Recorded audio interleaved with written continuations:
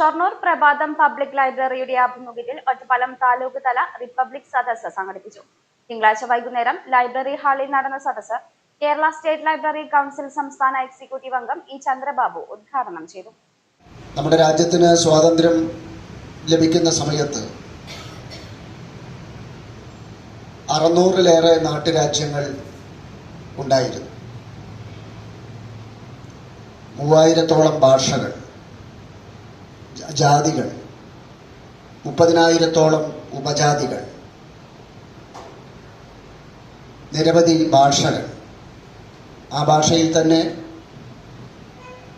ഗോത്രഭാഷകൾ, ലിപിയുള്ള ഭാഷകൾ, ലിപിയില്ലാത്ത ഭാഷകൾ, വ്യത്യസ്തമായ ജീവിത രീതികൾ, ആചാരങ്ങൾ, അനുഷ്ഠാനങ്ങൾ,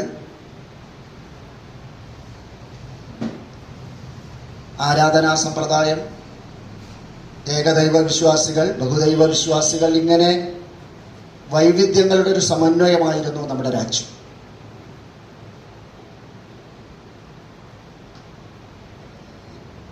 നമ്മുടെ രാജ്യം ഒരു സ്വതന്ത്ര പരമാധികാര റിപ്പബ്ലിക്കായി പ്രഖ്യാപിക്കപ്പെടുന്ന ഘട്ടത്തിൽ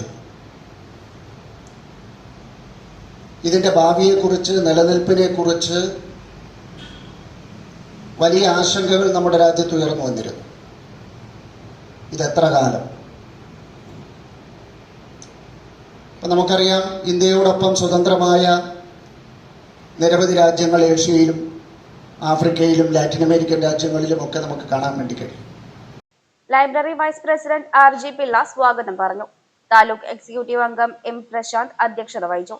എക്സിക്യൂട്ടീവ് അംഗങ്ങളായ K Suresh, M Manoj, R മണി, മോനിഷ എന്നിവർ പങ്കെടുത്തു. ലൈബ്രറിയന്മാരായ CK ഗോവിന്ദൻകുട്ടി, M റംല തുടങ്ങിയവർ നേതൃത്വം നൽകി.